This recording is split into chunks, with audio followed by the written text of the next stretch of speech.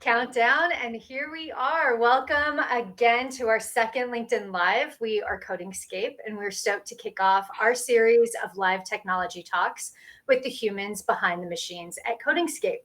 Like we said last time, we've got mad skills for mad projects. That's modern application development. We wanted to get real with technology and product leaders about building software, growing senior engineering teams, and making technology choices. These live talks skip the jargon, move past the pressure of the meeting rooms, and dissolve office politics so we can get straight to the real talk of software development and share insights that will make your development decisions easier. I'm your host, Lauren Karras. I'm a product and learning leader at Codingscape. I've spent the last 20 years developing teams, people, and learning products, and I love helping founders bring their ideas to life. I also love supporting operators with more human-centered software development, effectively translating ideas and pain points into value-driven development plans, and bridging the gap between ideas and the details of the day-to-day development. Today, our guest has had the pleasure of seeing some of this work in action. We are so pleased to have Carlton Dunn join us from Select Design. Thank you, Carlton, for joining. Thanks for inviting me. Yeah. Can you give us a brief introduction about who you are, what you do at Select Design, and what Select Design does for the world? Sure. Yeah, my name's Carlton Dunn. I am the VP of Product at Select Design. Select is a marketing agency, basically, where we create custom branded products for people to help them in their marketing, so marketing collateral. And we specialize in the kind of retail marketing space, so helping brands communicate at the retail level. A lot of this happens in the out-bev industry, so all the signage and products that you see in liquor stores or at bars that are trying to communicate a brand story to consumers in those spaces. So we build and design all the products that go into those kinds of promotions. And several years ago, we started experimenting with using different platforms to help brands move those promotions from an idea and a concept that the marketing team has and getting it all the way out into the field and distributed to their different points of distribution across the country. It's a complex process. There's a lot of different stakeholders involved. Lots of money is spent. So finance departments care very much about how it is spent. And so we developed a platform about 4 years ago called Brand Hub that is we call it a trade marketing operating system. And it enables our trade marketing partners on the marketing team to develop these programs, to create the collateral that's going to communicate with consumers, and then allows their field sales and marketing teams to activate those promotions in their markets. And then coordinates with the vendors that actually produce the stuff like Select. So it's not just for us, but it's for other vendors in this space.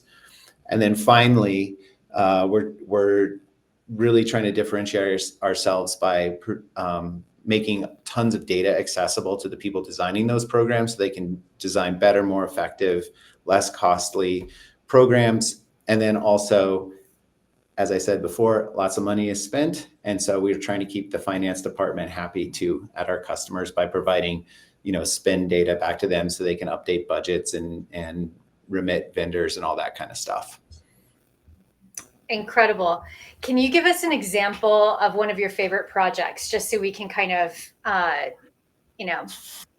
Good. Yeah. So I guess like drilling in, we have most recently we're working with a hot brand in what they call the ready to drink space. So those kind of pre-mixed cocktails that have taken over the out-bev industry. So the number one selling brand in the space is one of our clients. And to give you an example of kind of how Select works is they were able to create the marketing campaigns on our platform that support it. It's I guess I'll try to be anonymous here, but it's the kind of drink you want to drink on a hot sunny day. And so they were looking for collateral that would communicate that at the retail level for shoppers. And we came up with this really cool display that's like a pair of sunglasses with the brand, and it's a huge thing, and you can stack cases of the product all around it. And we recently won an award from the Path to Purchase marketing, like the trade marketing institute, for the display itself. So it's cool that we can contribute both on, getting that product out into the market, into the right retail locations for the larger company, but also design a great, piece of point of sale that, is recognized by the industry as being creative and cool and all that stuff too. So that's the dream that we're always shooting for. That's awesome. It's a nice marriage between creative work, right? Like true, design work, physical print products. And of Yep. course, you've got all kinds of software in there then. Yep. Your services, right? Data, insights to clients. I mean, this is not a small feat. Yeah, it's really cool. So tell us a little bit about how Codingscape came in. Yeah, so I think, so like I said, we've been in the market for 4 years with our product. We have about 12 different clients on the platform.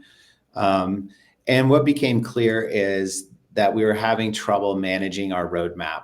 And, our roadmap was built up of lots of kind of smaller size projects that, clients had requested, or we felt there was a need to improve the way their experience was happening. And what was becoming overwhelming is being able to step back from those smaller projects and say, which one of these makes sense? What's the priority level here? Some of them aren't very sexy, like, hey, we keep getting a bug whenever we do this. And, that's not super fun to work on, but necessary. And some of them are a lot more sexy and innovative and take the platform to the next level. And so what we felt like is that we needed to take a real step back from all the, kind of the 5,000 foot view of our platform, and go up a few levels and say, okay, how do we prioritize this better? How do we make sure we're evolving and innovating in our space and creating a differentiated product, while still taking care of some of these, like I say, code-based health or, less sexy things?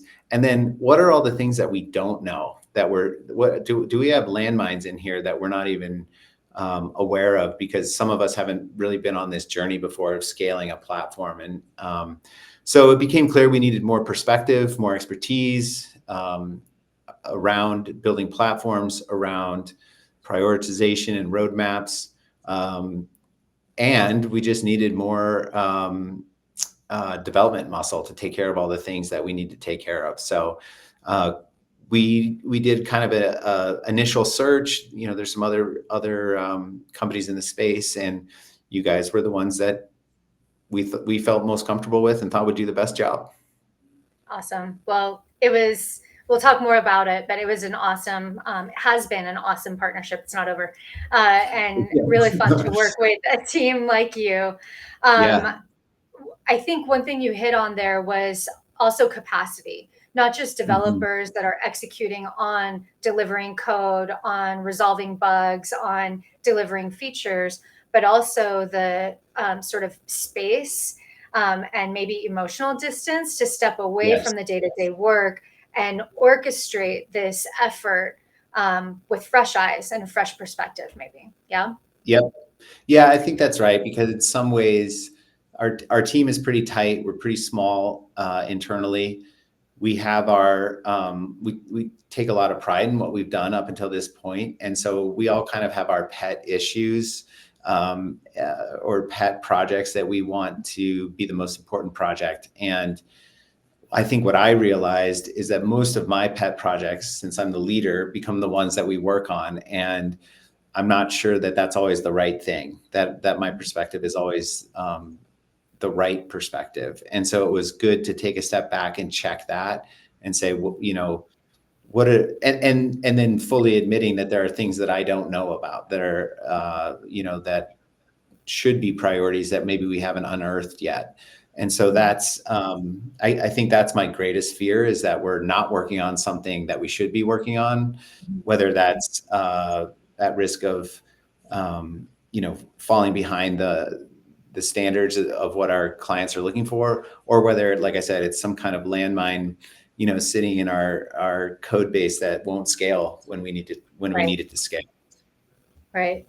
Well, this ties into something I discovered about you and I, something that we have in common. I realized that you did an undergraduate degree in anthropology. Is that right? Yep. Anthropology and economics. I did too.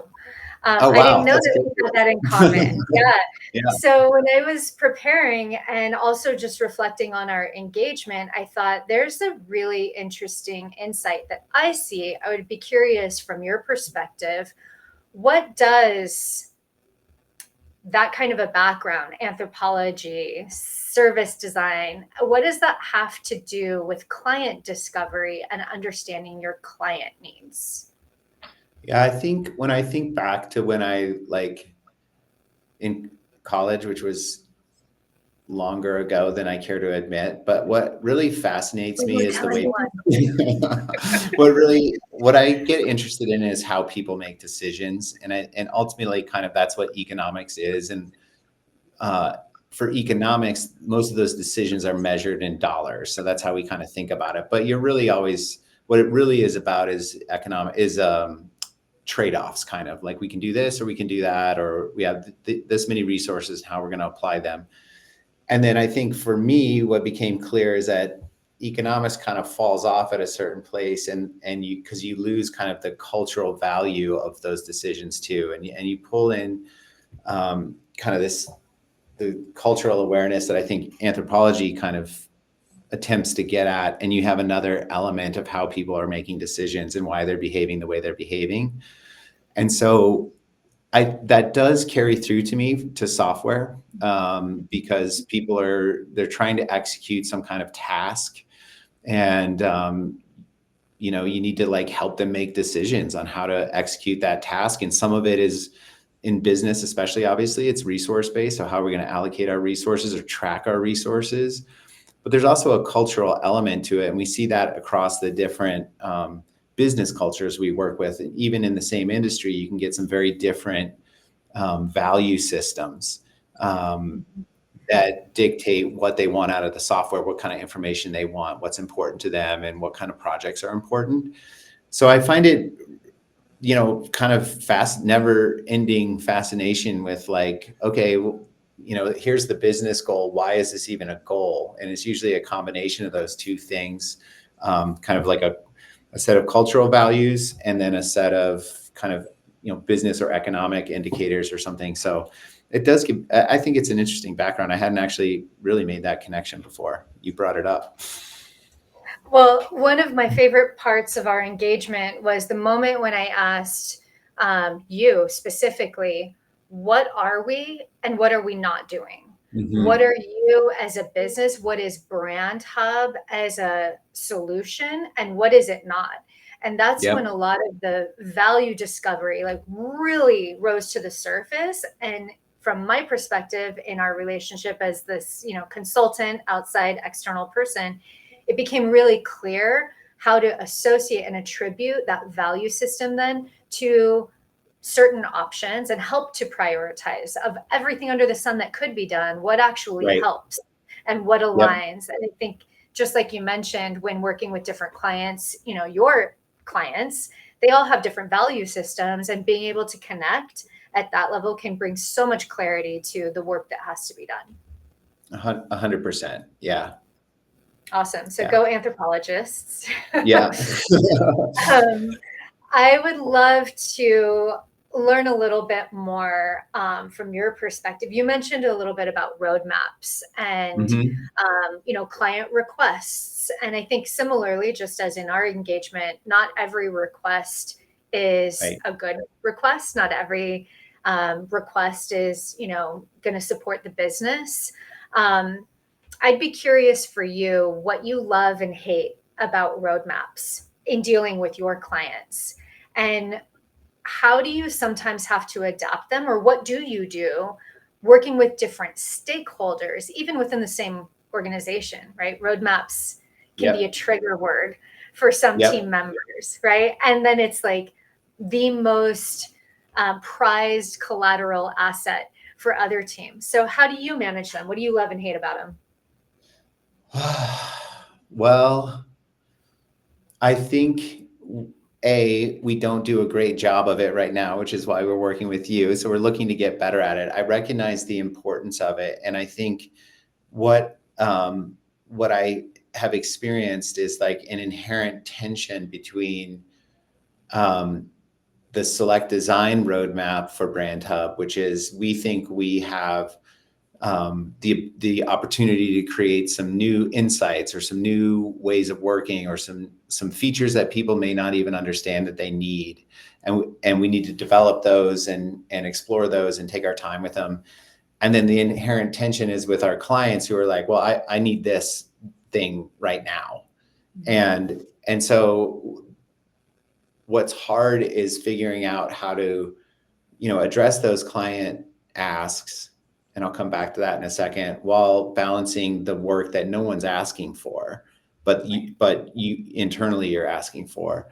And that's really hard to do because it's much harder to work on something that you have to set the schedule on and stay motivated and focused on, versus when somebody's like, hey, I'm changing some aspect of my business and I need your platform to support it, and it starts next week. And that's a really tricky thing. So that and I don't know how to do that right. So that's where we're at. And I think when I look at the client roadmap, the client requests, what I'm always trying to run it through a couple of filters. And one is like, okay, well, can they do this some other way? Do we support this or some version of this? Do we really need to commit resources to this? Or what's the most efficient and effective, way to handle this? And then the second the second filter I have to always run through is, what level of complexity are we adding to the system? And would it be useful for someone else? Because that's great if it is. If somebody's asking for a new way to manage something or perform, and you're like, hey, I actually think this is probably a pretty common thing. So we're getting free input into our platform, and now we can build something that makes our platform more robust. So that's great. But also, what are the complexities that we're adding that the client isn't even aware of? So are we creating a new place for errors to happen? And how do we manage that? Or a new thing that needs to be edited, redone, deleted, undeleted, like all those things that they're not thinking about. How hard is it to really add all of that? And then the second column there is also, are we creating a whole new set of data that has to be maintained by the customer in order for this new performance to happen? So just for an example, is it a whole new user type with a bunch of different assignments that we have to do? So to just get this one thing to happen, do we have to add a checkbox to every single user so that they can or can't do that? And who's going to maintain that? And is that realistic? And so those are some of the conversations we have internally. And then finally, like, what really is the issue or the problem that the client is asking us to solve? How big is it? Is it really like, okay, so 5 people are getting an email alert that they shouldn't really get. Is that worth a massive overhaul and a checkbox on every user that somebody has to maintain? I don't know. And so we try to work through it like that. And then of course, we want to balance the client relationship. Our goal is always to, we have contracts in place with our customers that use Brand Hub, and we always want them to renew those. So sometimes you have to do what you're asked. But those are some of the conversations we. Lots of active tensions to balance, right? I mean, it's there's no perfect, in my experience, there's no perfect roadmap. There's no perfect, and roadmap can be described in so many ways. In our example, I took a very literal approach to a road trip and different landmarks you might see, without actually committing to those being like complete. Because the other part of what I loved in our partnership was, as a design firm, you all really appreciated the design thinking process and approach, right? And Yeah. this appreciation for insights and iteration and what might we have to adapt, and being able to balance all of that ambiguity, which is super tricky when it Yep. comes to software, when it comes to people who need concrete absolutes, when it comes to clients sometimes. Yep. One of these questions coming through in the chat: how do you factor working in Agile with some of these hard deadlines? Um, I could speak to that, but I'm curious for, I think, a really concrete example of like one of your clients is doing something different that's just going to disrupt maybe some work Right. in progress. How do you all deal with that? The most important thing I do is I almost never commit to hard deadlines. And I really force the issue and try and say, I try to be, we've built a lot of trust in what we can deliver. And so I very rarely will commit to anything without talking to our team first. And I try to commit to um, uh, time frames instead of deadlines, I guess, is how I would say it. Because so we can do, when there's a deadline, we'll hit the deadline for sure. But as we all know, that can involve, shortcuts. It can involve extra hours. It can involve late nights and all that. And I don't ever want to put my team into that position unless I absolutely have to. So the main thing I do is try to create soft deadlines and with my clients, agreements with the clients. And we've been effective in that. Obviously there's certain things you can't get around, and we'll commit to those and do whatever we can to make it happen. But I don't want to overextend our commitments if I can help it. Because the other thing I also know with most of these is like, while we might have one main project that we need to work on, a new feature or something, uh, other things will even come up during that time period that need to be addressed and worked on too. So I have to always, so even if a specific project might only take 5 days of focused work, we rarely get 5 days of focused work. So that might need to be a 10-day project that's worked a little bit each day. And I think the real challenge of software, at least in my experience, is a lot of times you get a portion of the way into a project and you realize, wow, there's 30 things we didn't think of. And now it's getting, the complexity just went from a 2 to a 5 or a 5 to a 10 or something like that. And I don't think, even if you're the world's greatest product manager or whatever, I think it Estimator, would be yeah, hard to have that happen, yeah, definitely, definitely.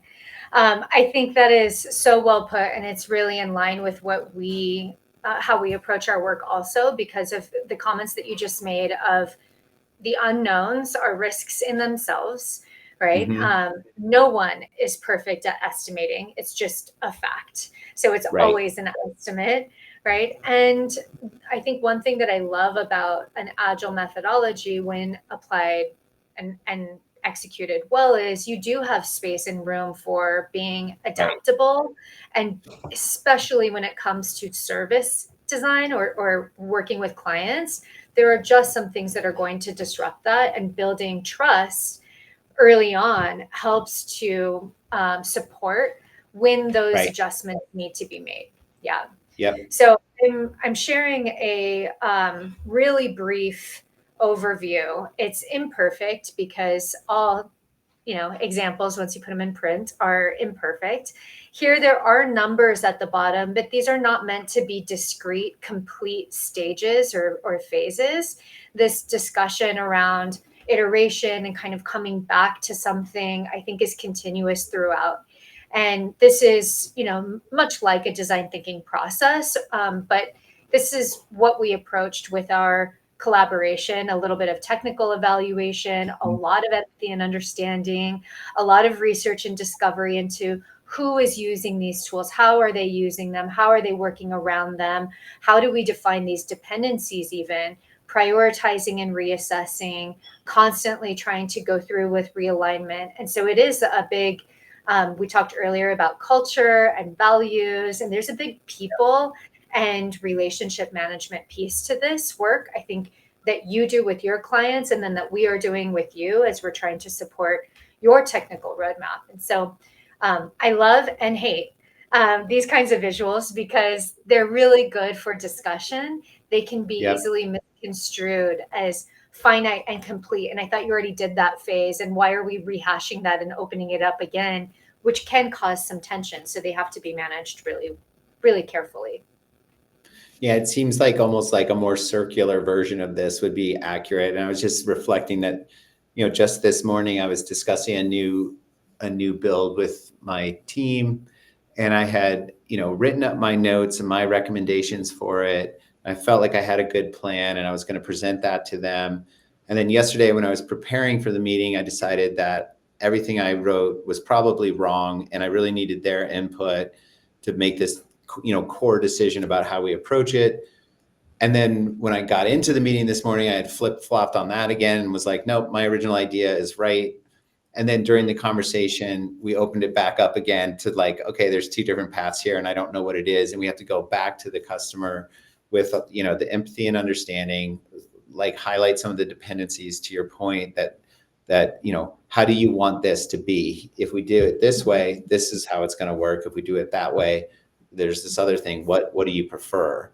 And so it's interesting. Like I do think, to your point, you have to be comfortable with ambiguity to do a really good job in this kind of role. And then also have a drive to create clarity and know when to switch gears there and Oh say, my hey, we're goodness. still in this ambiguity, area, and we're collecting information and opinions and whatnot. But pretty soon we got to drive to clarity so that we can start taking action. Yeah, yeah. Commit and bring everybody together and wear multiple hats, like you mentioned, right? Different Right. levels. You're pulling on different levers of all of these skills at any one time. Yeah, Yep. I really resonate with that, and it can be the most rewarding and the most challenging roles in this Yes. work, right? Yep. Yeah. So trust and collaboration seems to be the theme throughout. It's what you do with your clients every day. It's what we are trying to do with you and our clients every day. And it is an active, very Yep. active, continuous, effort that we make. And so, what are, I'd be curious from your perspective, what are some aspects of the engagement that stood out for you that spoke to some of that trust and collaboration? I think your approach. I mean, the thing that really, it actually for me, it started with when we were kind of still negotiating, or I guess when Codingscape was still kind of in the sales process, honestly, and it was like, having conversation with Porter, who was handling the sales part of this, was just as I described where we were at, he was kind of like, I know exactly what you need. And he could empathize with several of the points and even make a leap to say, I bet you're also feeling this, or like, is this also a problem? I'm like, yep, hadn't mentioned it, but yep, that's an issue I want to solve. And then when we kind of wrapped up those conversations and he sent a proposal, the proposal was took 24 hours. So I knew he knew exactly what to do. It wasn't like he was making stuff up. And then B, it was totally on target and not, often you get a proposal and you're like, well, there's 16 things that I never, that is irrelevant in here. So it was just dead on. And then you guys back that up in our discovery process every time, asking the right questions and pulling in a lot of valuable information from different stakeholders. And so to me, the without attaching, right, like staying in that ambiguity phase and not attaching like a bunch of right, like Solutions. here's the exact solution. Yeah, Yeah. you guys have to do this, or and so that to me matched the way I approach things, or the way I try to approach things, and it just resonated naturally to me. Yeah, yeah. I appreciate that feedback.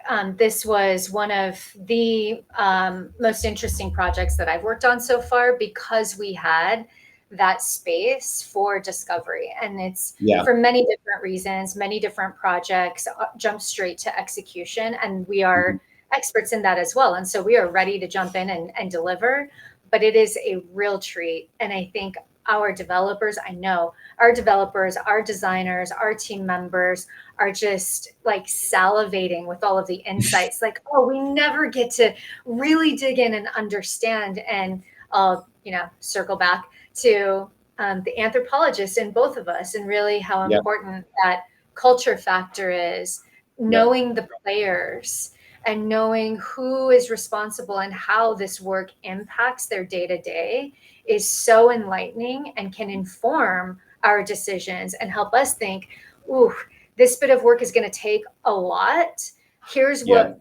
value we might be able to deliver, but let's also think about all of the value that these other players need to see. Now, how do we adjust this a little Right. bit, right? It's just, you're playing a different game of chess, so to speak, Yep. when you have that knowledge and those insights.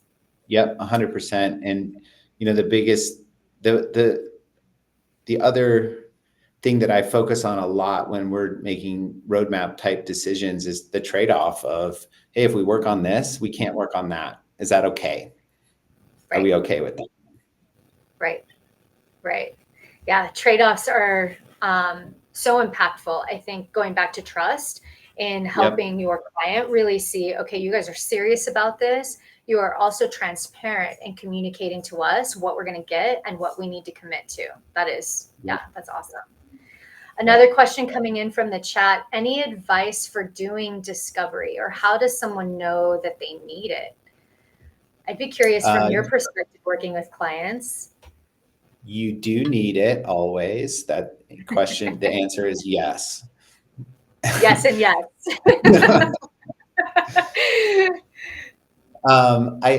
I think I would start from yes, you need it, and you need to understand the core of what they're trying to achieve, what it is that you're solving or fixing.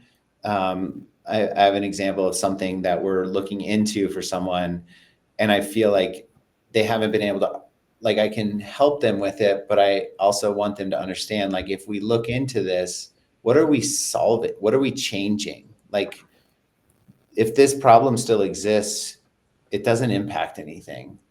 And so why What's the should we end do that? goal? Yeah, Yeah. yeah. And then I think the other layer of it is, like I was saying before, is that of course a customer is going to have a very focused need. And then it's really the discovery with our team to say, what are all the impacts of committing to this? Not just the trade-offs, but the impacts of, like, how much more code? What about our performance? What about the data that needs to be maintained? What about the service that we may have to provide to support this new thing? How does that all impact us? And that's sort of like internal discovery, I think. Well, and I think that speaks to this next question, which is what about a tech audit? Because to your point, that decisions will impact performance, right? Decisions, latency, right? How quickly I Mm-hmm. can access my database, right? Why did all of Mm-hmm. my data disappear now, right? So all of that technical audit, I think, those questions come in with the technical audit. And also, as we've been discovering, what are the last updates to Mm-hmm. the code, right? How Right. long has this been on the shelf? When is the last security update? What other, speaking of like Easter eggs, Platform level right? I mean, stuff. these are not Yeah. necessarily planted, but Yep. what else do we have to discover that might impact how we're thinking about these, future state features, et cetera? Yep. Absolutely. Jimmy has a question. What are the top two qualities you look for in a tech partner? And what is one red flag? Hmm. I'll start and I'll let you think.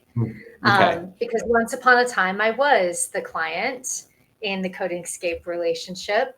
And something we looked for in a tech partner was a single point person, someone that Mm. I could, you know, so to speak, call up on the phone, directly engage with on Slack and trust that they would be there to respond. And even if they didn't have the answer, they were my go-to person.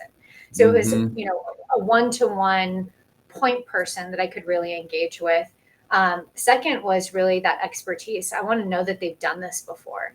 And I know that Mm-hmm. they've done it Agreed. with enough examples that they're not jaded by the one experience of doing it before, but also have lived through the lessons learned and can advise. Yep.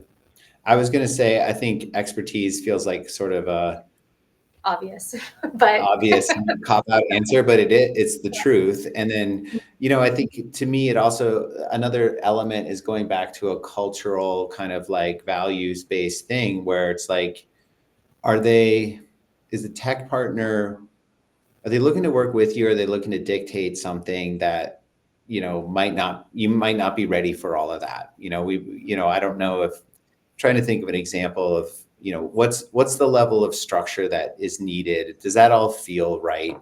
Um, the ways of working, do they match with the way you want to work or the way you feel like you should be working? So if you had an overly structured or someone who wanted to go back and start at the beginning and do a bunch of user interviews with everybody to kind of like start over again, is that what you're really prepared for, or can we like make progress without, so I think looking at that, like what are the methods, and the methods, structure, processes, do they kind of jive with what you have or what you feel comfortable with?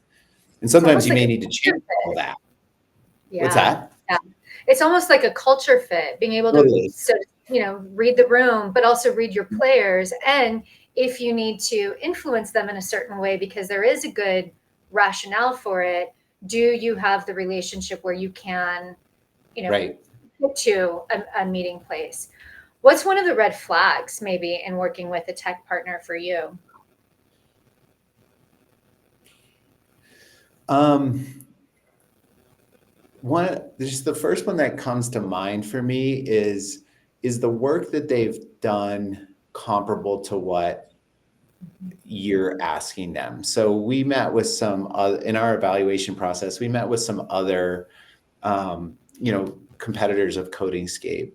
And for most of them, I felt like they didn't get how big this platform was, how many different user groups, and how complex it was. So they were showing me other projects they had worked on that were like kind of simple apps. And I was like, I don't think you get this. Like, Yeah. that might be a nice piece of technology, but it does like 3 things. We do like 500 things. And Right. can you operate in that environment? So that was the biggest, like in the other presentations or meetings that I think that was the thing that I disqualified potential partners the most on, was like what we're doing and what you're showing me are not the same scale. And so I'm not Right. sold that you could handle something of this scale. Interesting. On this side, one of the red flags is when there's for me, when there's an overcommitment to a solution without Hmm. being able to articulate why, the rationale for Mm-hmm. it, right? And that to me is an immediate flag because it tells me that maybe there has not been an investment in that research and discovery. And it's understandable. Some organizations, for whatever reason, need to execute on something, but again, it's a flag because it tells me they aren't fully aware. Maybe they're disconnected Mm-hmm. from the stakeholder that's driving it. And that's giving me clues about, okay, this is going to be a lot of work to get to those answers, which might cause some breakdown in other parts of the work to be Yeah. done. Yep. Interesting stuff. Well, we're moving into our lightning round questions. These are a couple of fun ones. We'd love to know how you got into this work, this whole idea of complex technical solutions. And I know there's some, Olympic level solution design that you might be able to share with us. Yeah. So it kind of just, I fell into it. I think what I like to do is solve problems and solve them efficiently. And so my first job out of college, again, well, I won't give the dates, but you can figure it out, was for the Salt Lake 2002 Winter Olympics, and I worked on a team that was organizing the torch relay. And I was young and kind of did everything anybody asked me to do. And one of the things was to create basically a database that allowed us to track our route across the country. And we had to have runners at every, I think it was every 0.2 miles, we had to be able to assign a person to this route and work with police and all these different constituents to make that thing happen. And they had no plan to do that. There was no Google Maps. I think MapQuest might have existed, but there was definitely no Google Maps or Apple Maps or any of that. So my first job was working with my team and then a small developer team to create a centralized database where we could upload our route and edit it and stuff like that. It was uploading Excel spreadsheets at night in hotel rooms and that kind of thing. But I think it was the first time it's definitely the first time I realized how fun it was to kind of translate business and logistical needs into, a database kind of format. And I really enjoyed that challenge. So that's probably where it started. That's an awesome story. I love that story. And something that recently with the Olympics, people can kind of resonate with, but also something that we take for granted. As you mentioned, the technology was different at that time. There was no immediate access to, find my iPhone and see where I am and measure the distance from where Carlton is. Like, it was just not possible. So yeah, really interesting. I'd love to learn more about it someday. Lightning round question number 2. Tell us who or what is your greatest inspiration and why? Oh, I was hoping you would skip that one. You can skip it. I don't like point to that many individual people that have inspired me, but I think you and I were having this conversation the other day. I really am inspired by like great teams. And we see that a lot in sports. That's the most visible place, but I don't think sports totally translates into business all the time. I think it falls apart after a little while, but I do love watching a great team and being a part of one. Oh yeah, that's the perfect answer. I love being part of this team too. Awesome. Okay, last lightning round question here. Oh yeah, you're in the design space. What's your favorite design related either podcast or book or I don't know, just some like design something for us to go seek out? One book that I look at, there's one book that I would really recommend that's not necessarily about design, but it's called The Gap and the Gain. And it's about adjusting your framework from setting your sights and measuring yourself against some perfect ideal and always feel like you're falling short, and adjusting it to look back at how far you've come to get to this point. And I think that's a really powerful way of thinking, especially in software where you're probably always, I would imagine every platform is always trying to get better. And it's like, well, it's never going to be perfect because the environment's changing, the needs of the users is constantly changing. So you can drive yourself crazy by not being perfect versus staying motivated and making progress by looking at, hey, a year ago, we didn't even have this, or a year ago, we were dealing with that and we solved it. And last week, here's the progress we're making, meaningful progress. And that's something that keeps me motivated. I love that. Thank you for the tip. I'm going to go check it out soon. It's a short one. It's good. Audible. I love it. Even better for our short attention spans and easily distracted ones, right? Awesome. Yeah. Well, Carlton, it's been an amazing experience these last couple of minutes with you. I mean, obviously our engagement, and we have much more to do together, but just in this session, it's been super delightful to learn more about you, about what is happening with Select Design and the big vision, and really how much we have in common, which I didn't realize until I was preparing for this. Yeah. So thanks so much for your insights. We are just going to close out with a couple little tips here. You can find out more about Codingscape and our services at codingscape.com. We've got case studies, reports, and guides for you to access on your own.